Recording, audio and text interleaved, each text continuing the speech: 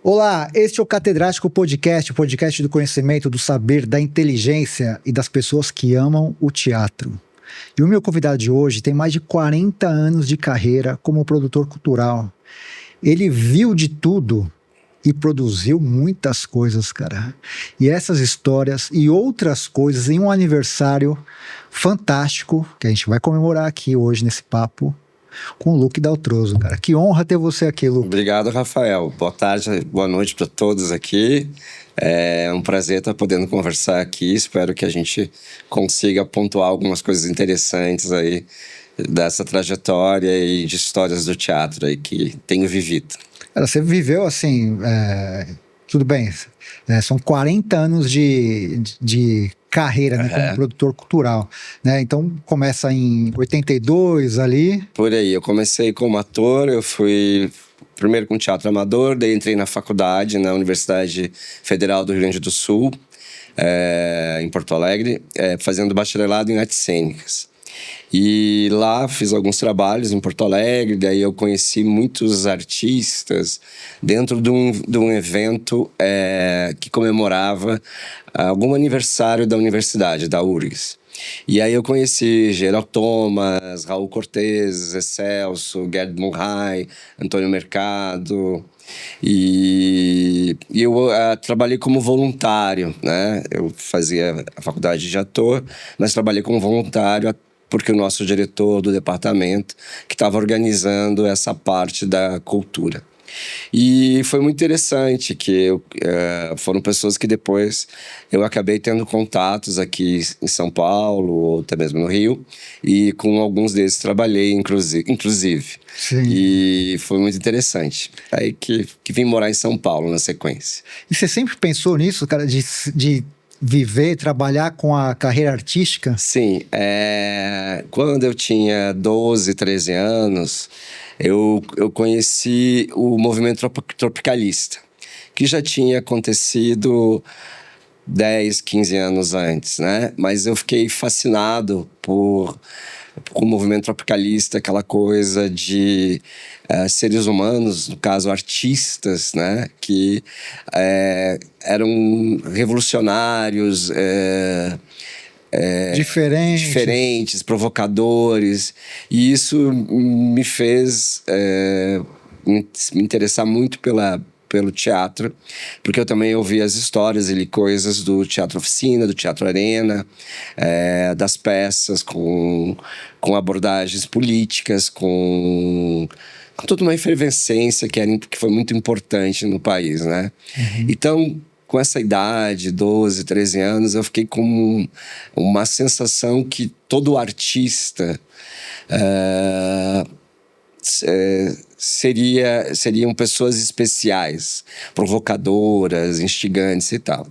E aí isso foi me movimentando a estudar teatro, a fazer curso amador e depois ir para a faculdade. Essa questão de achar que todo artista é especial, mas todo ser humano é especial. Isso eu descobri depois. E que muitas vezes a gente vai encontrar na medicina um médico também que é muito especial, que também é revolucionário, que também é provocativo. Que também é inesquecível. Que também é inesquecível, um jornalista, um arquiteto, né? O arquiteto é artista também. Mas o que me moveu foi essa sensação, essa teoria, essa conceituação de que o artista era especial, né? Que ele podia provocar, instigar, criar movimentos, né? Isso que foi me motivando, foi me apaixonando. E sempre com o viés de ator, né? Só que como ator eu fiz alguns trabalhos. Em São Paulo eu fiz uma peça com Vladimir Capella, fiz uma peça com Ulisses Cruz, e outras aí, sempre como ator. Porém, como ator, apesar que esses dois até foram convites, mas geralmente eu tinha que mandar currículo, fazer teste, etc. E como produtor, que eu não me via como produtor, não tinha essa aspiração, eu recebia muitos convites, as pessoas me convidavam para produzir, para administrar um espetáculo, teatros, E eu muitas vezes não aceitava, ou quando aceitava, não queria créditos, não queria receber. Porque eu achava aquilo tão simples, por quê? Não. Era fácil. E eu não quero que me vejam como produtor, ou outra coisa, me vejam como ator. Até que um dia caiu a ficha. Peraí, se eu tenho que mandar currículo, pedir trabalho para ator, produtor só me chamam. E é prazeroso esse negócio aí. E aí eu acabei perdendo um preconceito que eu tinha em deixar de ser ator. Não necessariamente preconceito de ser produtor ou administrador de teatro, enfim. E aí me descobri tendo muito prazer com isso. E realmente até hoje, já se passaram muitos anos, e muitas vezes eu digo, e não é brincadeira, eu digo sempre para meus amigos, ou pessoas que me conhecem, né? Às vezes eu solto eu tenho a sensação que eu não estou fazendo nada. E eles obviamente não acreditam, né? Eles têm uma impressão diferente, mas é que para mim flui tão bem, é tão espontâneo, é tão prazeroso. E isso para mim foi uma grande revelação, assim, realmente eu tenho essa aptidão e tenho esse prazer. Como ator, era algo prazeroso também, mas o ator, eu tinha que me esforçar mais, eu tinha sempre essa sensação que eu tinha que me esforçar mais, estudar muito, ser mais rígido em horários, em alimentação, enfim. Com o produtor, eu sou produtor 24 horas, então eu não preciso ter uma rigidez. Me dá uma liberdade que alguns dizem, mas você não para. Tá, tudo bem, um dia ou outro você desliga o celular, mas muito pouco, mas eu não vejo... para mim não é um problema deixar ligado ou não desligado.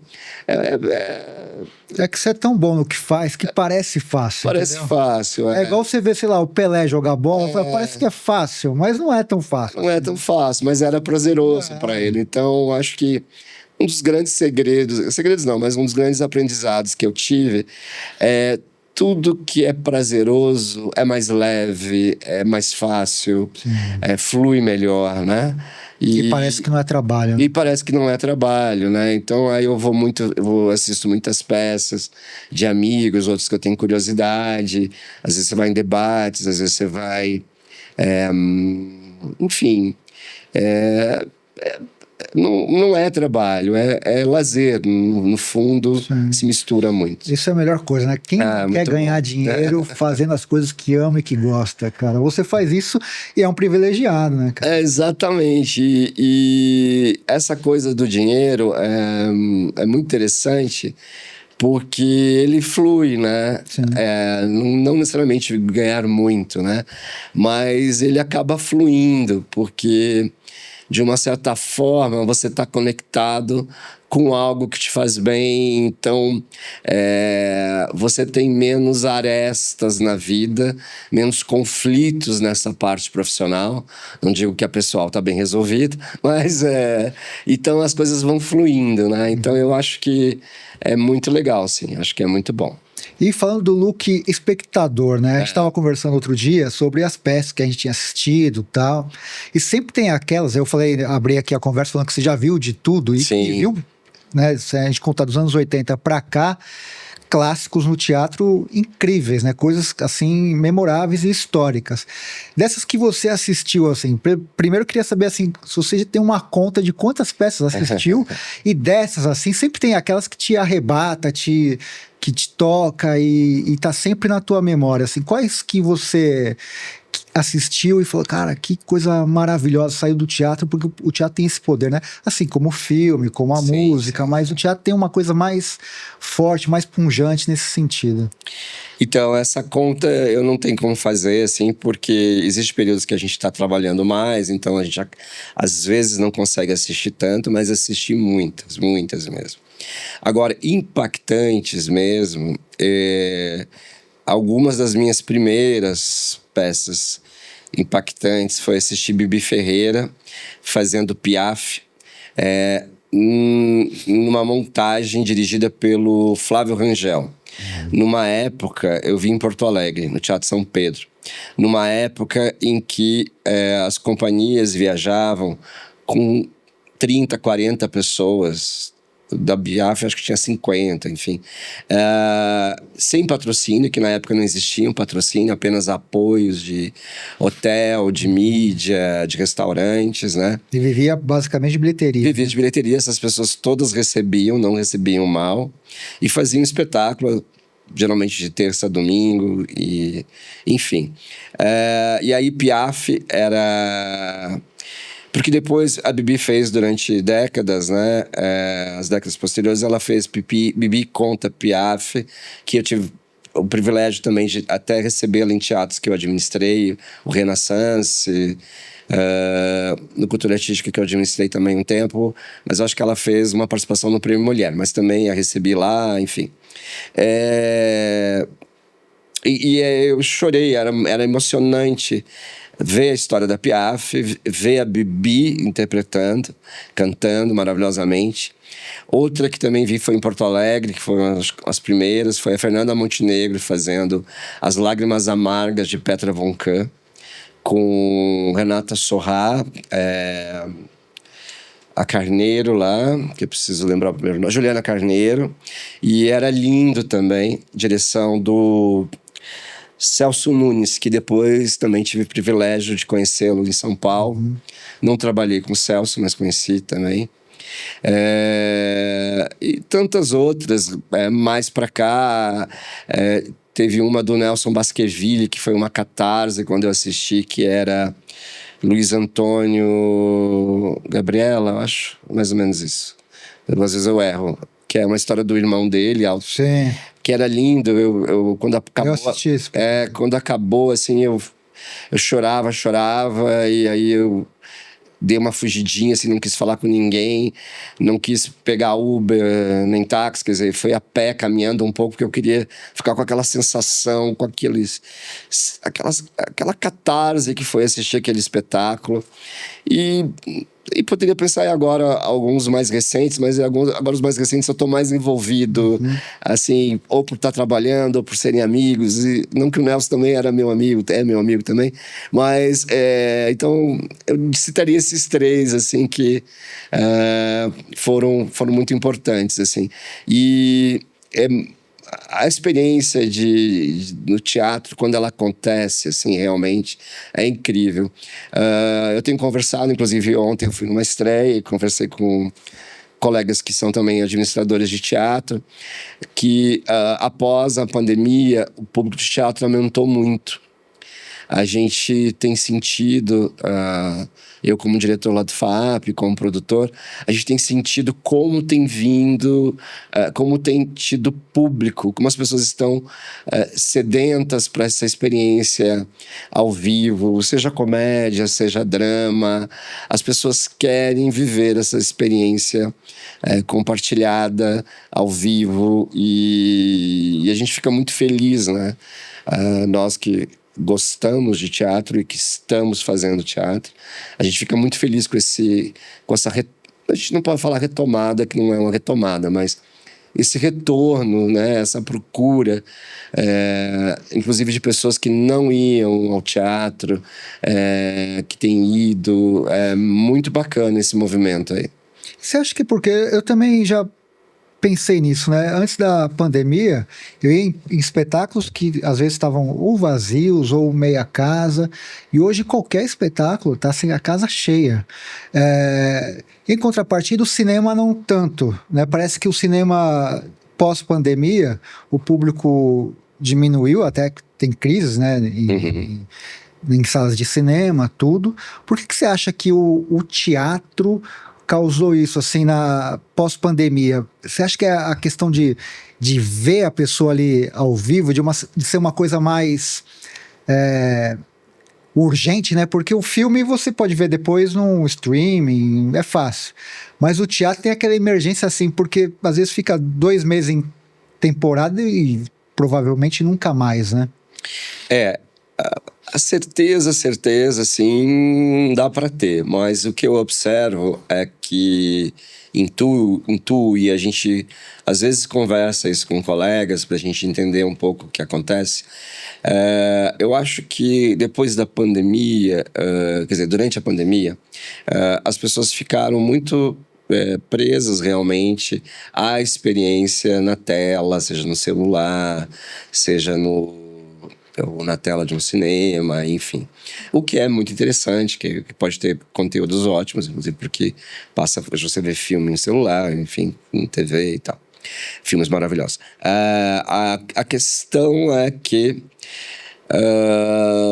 se resgatou a busca por experiências compartilhadas, né? Eu acho que e o processo de ir ao teatro, você se organiza, compra o ingresso antes, combina com alguém, depois planeja um jantar, né?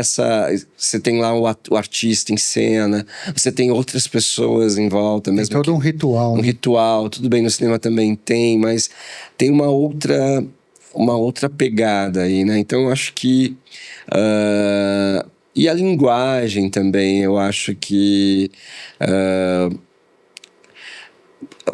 não sei, repercutiu assim diferente nas pessoas.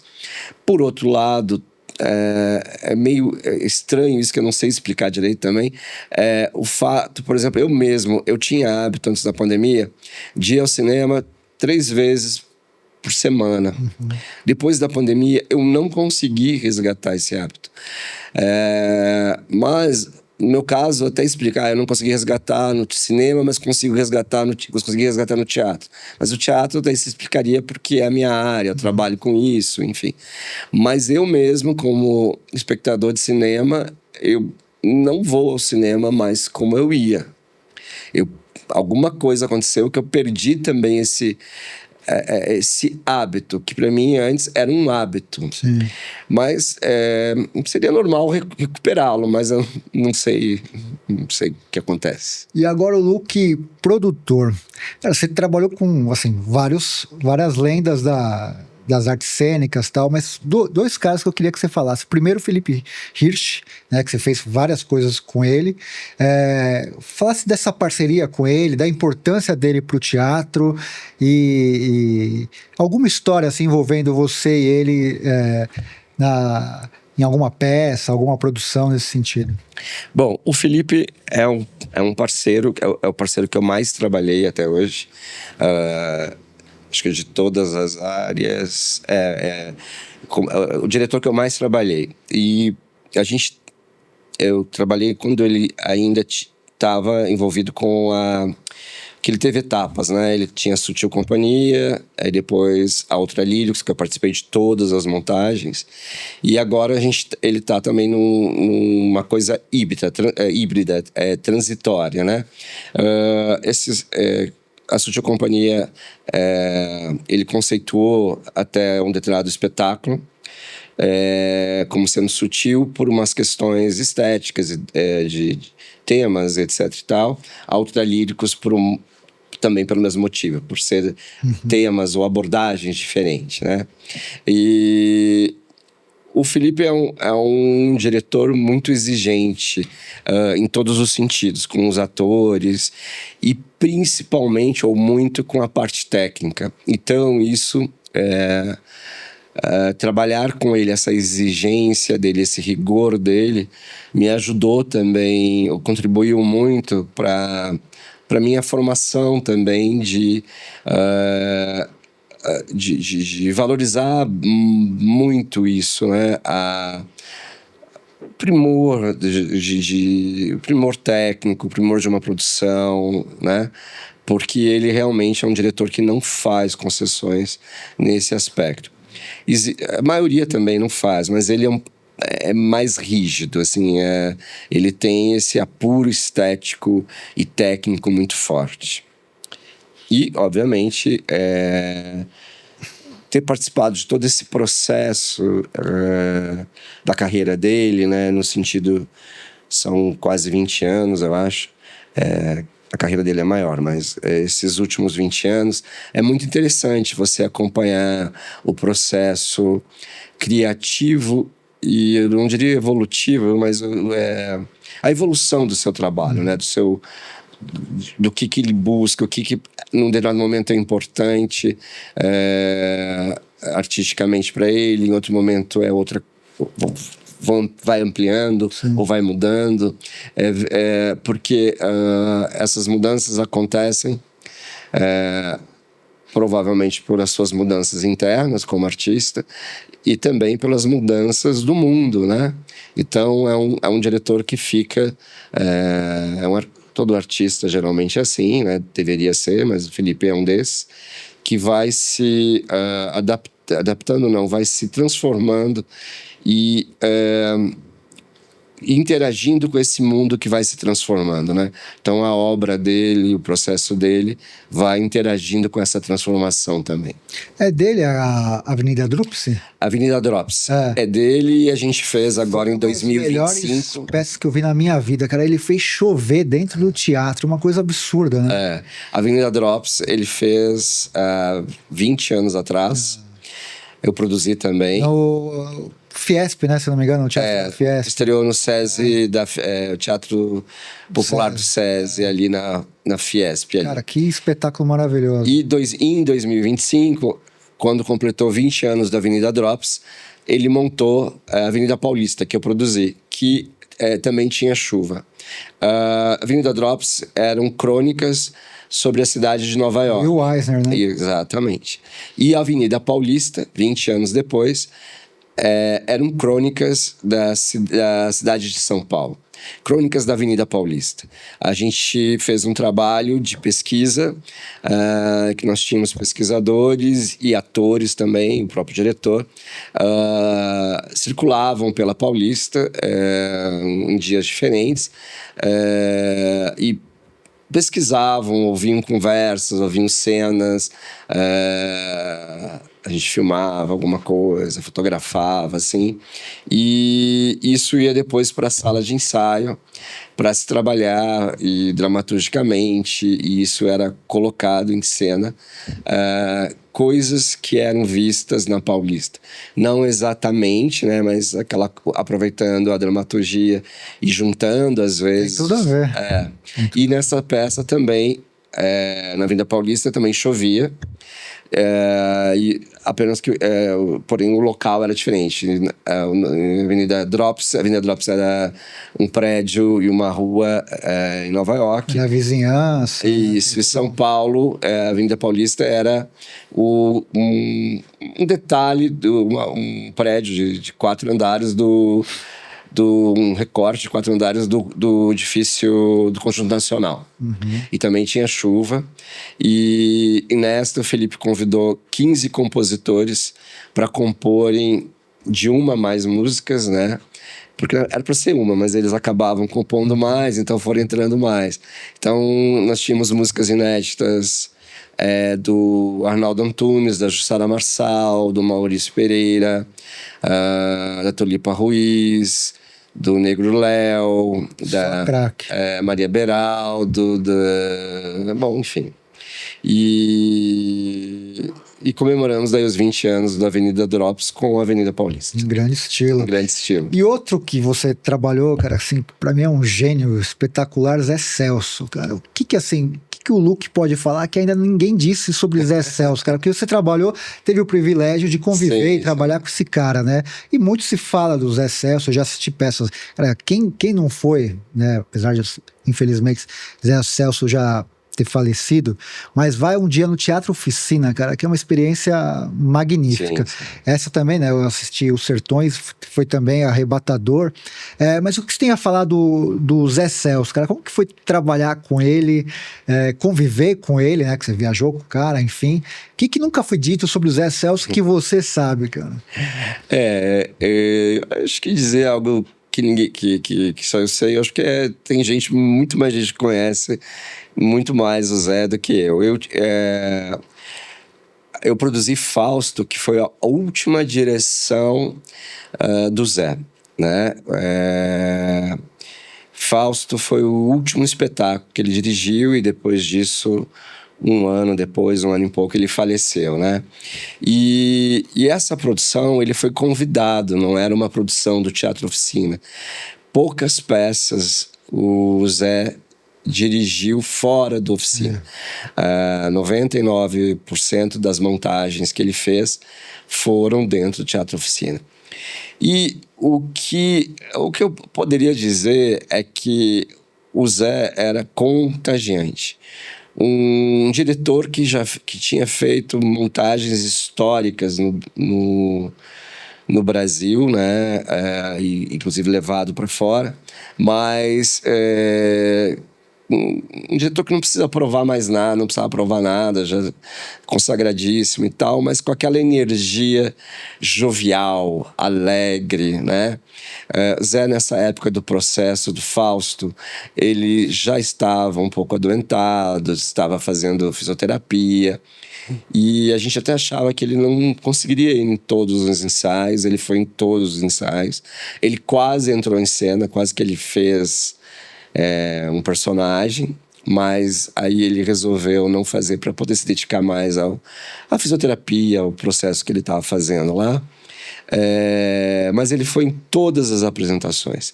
Em todas as apresentações ele ia, falava no microfone. Todas as apresentações que a gente fez no Teatro Sesc Pinheiros, que foi o período que ele estava vivo, ele foi em todas. Nas outras apresentações que a gente fez em Curitiba, em Belo Horizonte, em Salvador, ele já não estava vivo, ele não foi. Mas tenho certeza que ele teria ido, porque a paixão dele por estar envolvido com o teatro, com aquelas pessoas que ele amava.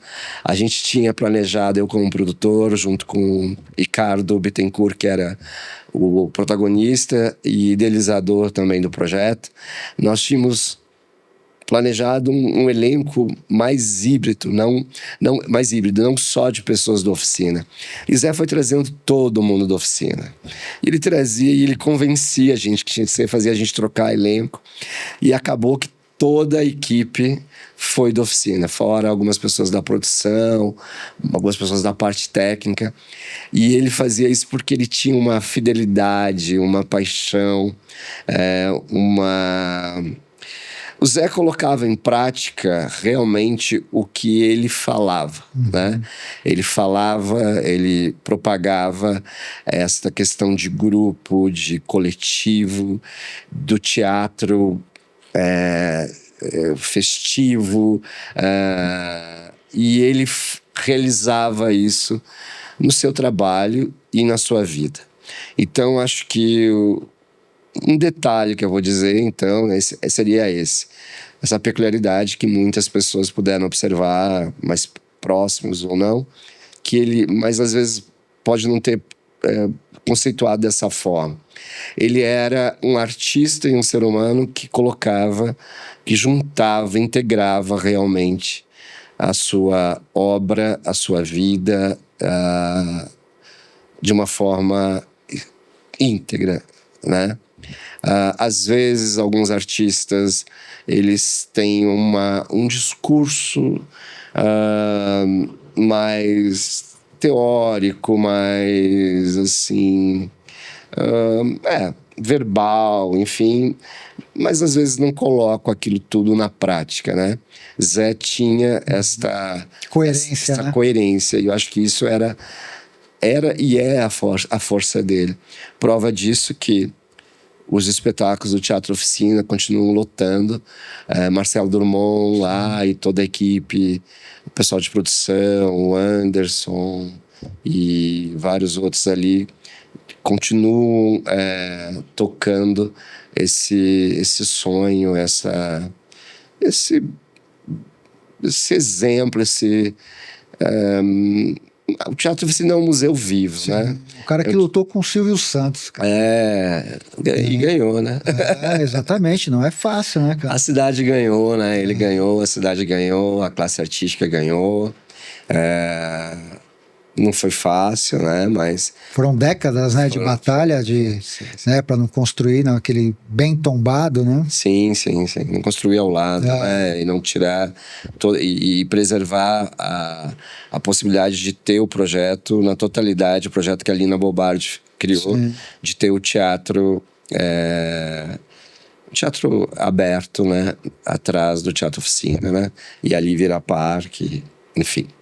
Eu também falei, né, que a gente está nesse papo para comemorar, né, os 50 anos do Teatro FAAP, do qual você é diretor e programador. Sim. Né? Primeiro, assim, como que surgiu isso, né? Toda essa vivência que você teve, né, como ator, como produtor, enfim, isso, claro, te trouxe, você já falou que já administrou outras casas, mas como que surgiu esse convite da FAAP e o que faz, assim, para as pessoas entenderem, um diretor de teatro, cara, e aí a gente fala também da FAAP, que é um espaço incrível que eu acho que é raro no mundo ser integrado a um museu, a uma escola, a uma faculdade, né? Tem várias peculiaridades, assim, queria que você falasse também um pouco dessa questão do Teatro FAAP. Então, como tudo na minha vida profissional, ou grande parte, 90%, 95%, eu recebo convites. E aí foi um convite que eu recebi. Eu estou diretor do Teatro FAAP há alguns anos, mas durante muitos anos quem administrou lá, quem foi a diretora foi a Cláudia Ranca, que é uma amiga, uma conhecida. Nós não somos assim íntimos de frequentar a casa, mas nos conhecemos há décadas. A gente convive, inclusive por causa do fazer teatral, né? Ela como diretora, eu como produtor, enfim. E aí ela resolveu se aposentar, porque ela já trabalhou muitos anos, e ela me sugeriu para o diretor da FAAP, né? O Dr. Bias. E Dr. Bias, a gente teve uma única conversa, além dele generosamente ter simpatizado por mim, obviamente levou em consideração essa indicação da Cláudia, né? Acho que tinha indicado para ele outras pessoas, mas ele, conhecendo esse caminho, essa trajetória da Cláudia, acatou, né, a sugestão dela, inclusive porque simpatizou comigo, a gente conversou, tivemos alguma afinidade. Mas realmente foi um convite que eu fiquei muito honrado e com um pouco de medo, porque já estava muito livre, assim, sem essa coisa de produtora, a gente fica muito livre, né? E tinha medo também de deixar de lado a produção. Mas aí a gente conversou e ficou claro que eu poderia continuar produzindo, fazendo outras produções, até porque não atrapalharia o trabalho, e prova disso que esses anos eu consegui produzir, às vezes, 3, 4 peças no ano, conforme o ano vai mudando. Dá para conciliar. Dá para conciliar sem nenhum problema. Bom, acho que eu já expliquei como surgiu o convite. O que o diretor do Teatro FAAP faz? Ele recebe as propostas de pauta, né? Espetáculos ou produtores ou atores que querem fazer algum espetáculo lá. Eles procuram o teatro, falam comigo, apresentam o projeto, às vezes a gente faz reunião, às vezes nem é necessário, conforme o artista a gente já conhece, aí eu leio o texto, aí a gente discute com a equipe lá e a gente vai formatando essa programação. Às vezes, também como diretor, eu convido algum espetáculo. Às vezes eu vou para o Rio de Janeiro assistir alguma coisa que está em cartaz lá, ou às vezes eu sei que algum ator, algum diretor está com um projeto novo, eu procuro também para a gente avaliar e ver dentro de possibilidades de datas e também que tenham alguma ligação com essa identidade que esse espaço tem. Como se faz essa identidade, ou que artifícios ou que requisitos são esses? Não tem explicação. é um apanhado de fatores, a gente vai sentindo, mas a primeira coisa tem que ter qualidade, né? São projetos com qualidade, e projeto com qualidade não precisa ser apenas de pessoas com muita experiência, com muitos anos de carreira. A gente tem também tido espetáculos de pessoas mais jovens e que tem uma dinâmica que são excelentes espetáculos, né? Então, apenas para deixar claro que são espetáculos muito bons, instigantes, que a gente tenta, né? A gente até pode errar, às vezes são processos, né? Às vezes você fecha uma peça que não está ainda pronta, então às vezes tem alguns erros de percurso, problemas, enfim. São normais. Normais, mas assim, a gente tem recebido tanto artistas que têm 50, 60 anos de carreira, como outros que têm 5, 10, enfim. Bom, quanto à FAAP. A FAAP, realmente, no prédio que o teatro está, e que em 2026 agora completa 50 anos, a gente tem um museu, que é o MAB, que já recebeu exposições maravilhosas de... Andy Warhol, várias. Teve uma exposição do Egito, teve rock, já teve. Várias coisas maravilhosas.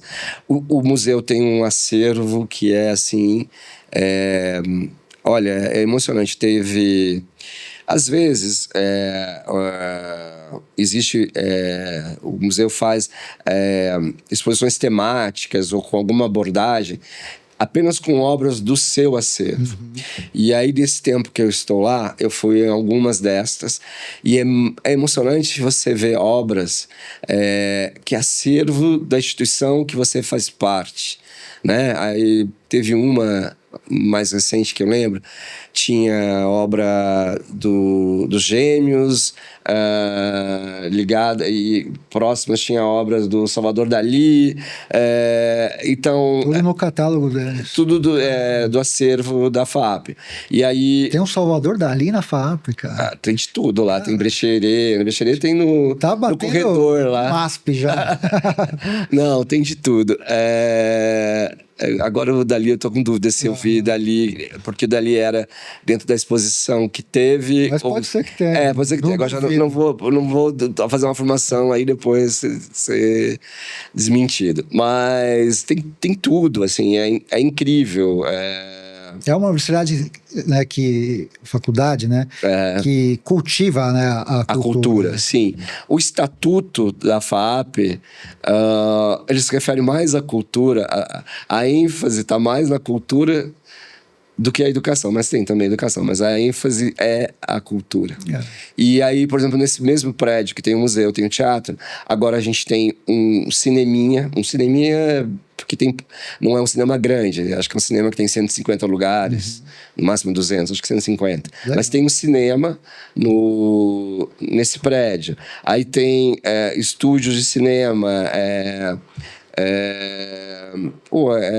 eu lembro, conheci só um parênteses, um professor que muito tempo lecionou lá, infelizmente faleceu, Máximo Barro. Sim, sim. E ele, uma vez eu fui lá conhecer e tal, e tinha, acho que, mais cartaz de cinema do que a própria Cinemateca, o acervo da FAAP. Tem. Inclusive, alguns agora estão moldurados e fazem parte de um corredor onde ficam expostos, onde fica a entrada do cinema e a entrada dos estúdios, que estão super bem equipados, reformados, quer dizer, foram reestruturados todos. Aí, por exemplo, na entrada desse mesmo prédio, a gente é recebido por uma obra do Brecheret, que fica de frente para a entrada principal. Aí os vitrais, vários vitrais são de artistas brasileiros, de Cavalcante, Anita Malfatti. Aí a gente tem no jardim, o Jardim das Esculturas. Então, é uma atmosfera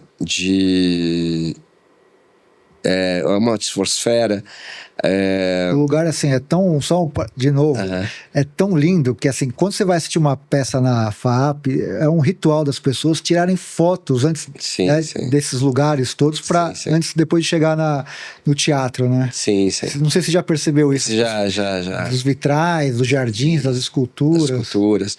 No saguão, nesse mesmo saguão aí desse mesmo prédio que você está falando, tem lá também réplicas de obras do Aleijadinho, porque uma das primeiras, se não a primeira exposição que teve lá na FAAP, foi feito uma exposição sobre, não sei se Aleijadinho ou sobre a arte mineira, e aí foram autorizadas a fazer réplicas de muitas obras do Aleijadinho.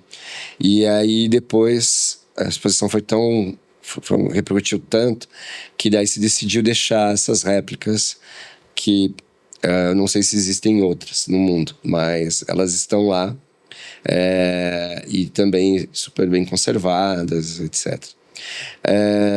Eu ia falar mais alguma coisa do prédio que... então, na verdade, a gente na FAAP, não só nesse prédio, mas nos outros também, mas tem obras espalhadas, obras de arte espalhadas por todo o campus ali. E então a gente vive essa atmosfera de várias formas de cultura, acrescidas ainda do movimento de estudantes, né, de pessoas jovens que estão... Jovens, ou talvez nem tão jovens, que estão ali também circulando e que isso também faz parte de um movimento que dá uma efervescência para aquele espaço. Uma atmosfera ali, né, cara? Exatamente. É um privilégio para esses alunos, né? É um privilégio para os professores que trabalham lá, é um privilégio para nós que temos atividades também ligadas à faculdade, conviver nesse ambiente que é cercado, alimentado o tempo todo e instigado. Inclusive, a FAAP constantemente está fazendo encontros lá de debates com cineastas, com estilistas, com debates políticos, porque a FAAP ela cria essa interlocução com o que está se fazendo de arte no mundo para que seus alunos e a comunidade possam ter acesso, que geralmente esses eventos são todos abertos gratuitamente para a comunidade também. E não só, agora eu me perdi, mas eu ia falar eventos ligados a artistas, e a política, a economia, né? Então, a tudo, né? A tudo. Então, às vezes tem seminários, um aluno que estuda na FAAP, ele é extremamente privilegiado. O aluno que souber usufruir das possibilidades que a FAAP tem de oferecer não só esse acesso à cultura ali, porque os alunos, além de desconto no teatro, eles têm também podem conseguir ingressos gratuitos. A gente disponibiliza uma cota por semana. Aí ele tem lá entrada gratuita no cinema, que constantemente tem filmes. Teve uma mostra em 2025 organizado junto com a Folha de São Paulo, que tinha debates no final das exibições. Enfim, é uma série de atividades aí. Como deveria ser realmente todas, né, as instituições de ensino. Assim, né? É que você falou, né? Tem no estatuto lá cultura e educação, é uma coisa só, né? Acaba sendo, né? Sim. Uma coisa só. E das peças históricas, assim, né? No próprio site lá do Teatro FAAP, tem umas peças históricas que lá foram encenadas, né? Tem a da Marília Pêra, né? Fazendo Chanel. Ricardo III, tem Cristiane Torlone com Joana d'Arc. Sim. Enfim, que assim, para as pessoas entenderem, assim, que isso é legal também, né? Saber o que ali já abrigou, assim, de nomes e peças, estrelas. O Teatro FAAP, eu vou citar até algumas peças, mas é um fato que os maiores artistas, atores, diretores e as suas outras funções já passaram por lá. Tem alguns, poucos, que não passaram. Mas a gente teve mais de uma peça, às vezes, desses artistas. Paulo Outram fez peça lá, Jô Soares fez peça lá.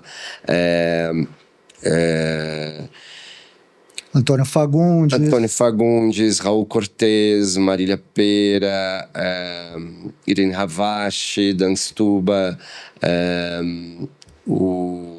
Vera Holtz, Andréa Beltrão.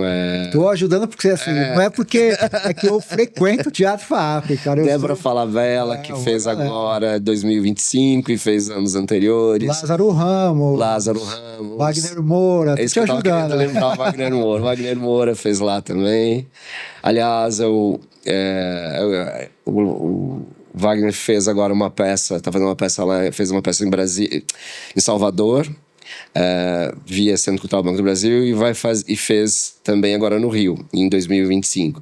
Aí a gente gostaria que se eles quiserem, a gente ofereceu para eles fazerem. Cara, tomara, na FAAP, mas acho que é difícil por causa de agenda do Wagner, né? Mas a gente ofereceu. E o que vocês estão planejando, assim, para esse aniversário, para essa efeméride dos 50 anos? A gente iniciou agora o ano de 2026 com a primeira peça do Gerald Thomas na FAAP.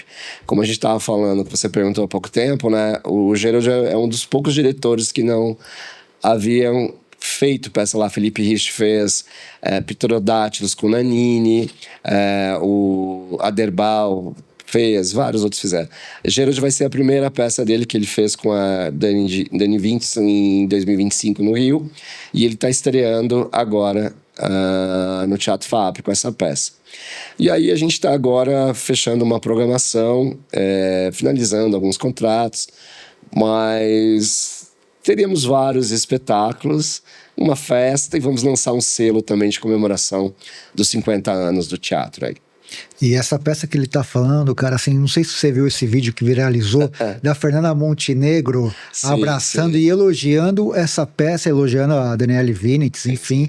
Quem puder ir, vá, porque, cara, tocou e emocionou Fernanda Montenegro, cara. É uma peça que, juntando esses dois artistas, deu uma química aí bem interessante. E é daquelas junções, assim, não previsíveis, né? A gente pensar o Gerald fazendo peça com Nanini é mais, porque já fizeram algumas, né? É mais provável, né? Mas essa junção agora deu uma instigada em ambos, que tá muito interessante o espetáculo. Acho que a Fernanda Montenegro fala isso, que a Daniele Vinci se desafiou, né? Ela que acho que propôs isso, tal. Sim, foi uma coisa de reinventar, né? Que artista, né? Um verdadeiro artista, ele tem que estar se provocando, né? Se colocando em risco, né? E acho que os dois se arriscaram, né? Tanto o Gerald quanto ela, a Dani, para propor algo que acaba tendo a ver com a história da Dani, apesar de ser um texto que não é brasileiro, enfim, então dá uma boa química aí.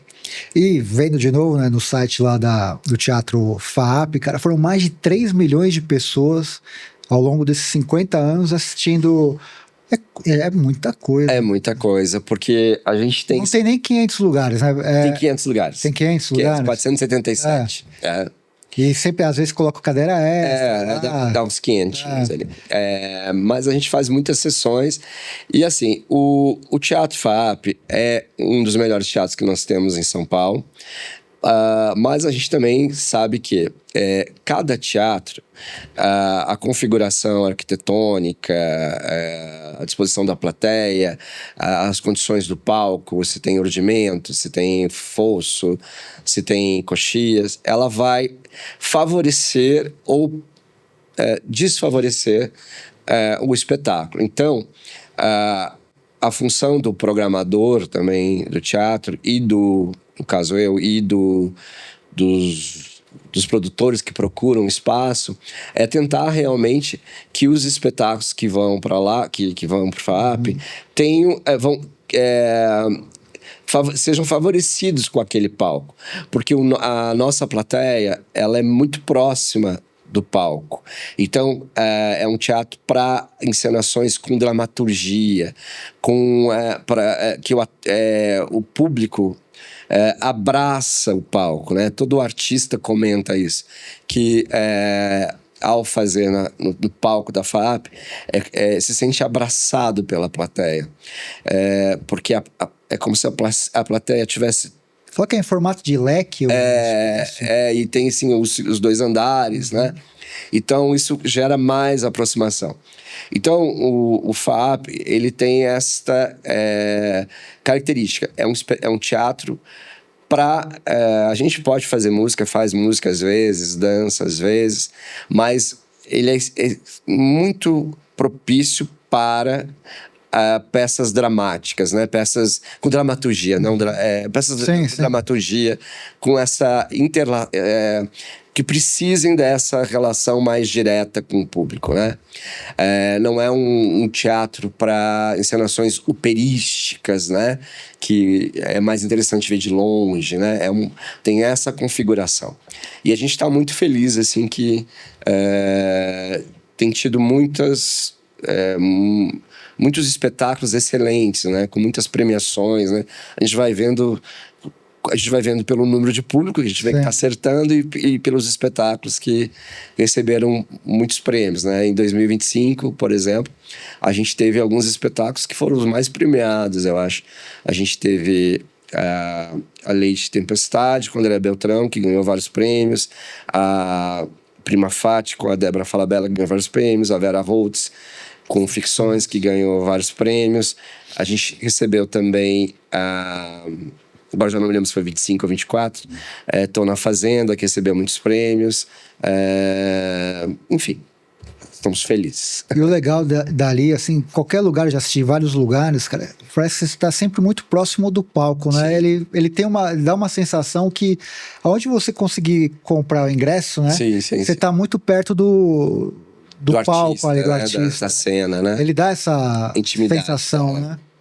E assim, na sua profissão, cara, eu já trabalhei como programador de teatro no Sesc. Sim. As pessoas sempre davam um palpite, né? Porque às vezes a pessoa gosta de um artista, fala, você tem que trazer esse pessoa. Você recebe muito, tipo, pressão de amigos, de conhecidos, fala assim, Luke, traz, por exemplo, Wagner Moura, Luke, você precisa trazer não sei quem. Não sofro pressão, não. Eu encaro sempre como indicação. Por exemplo, eu gosto muito quando as pessoas vão para o Rio, por exemplo, e elas tiveram a oportunidade de ver algum espetáculo que eu ainda não vi, né? Então, eu acho ótimo quando... Às vezes eu até pergunto, você viu alguma coisa lá muito legal no Rio?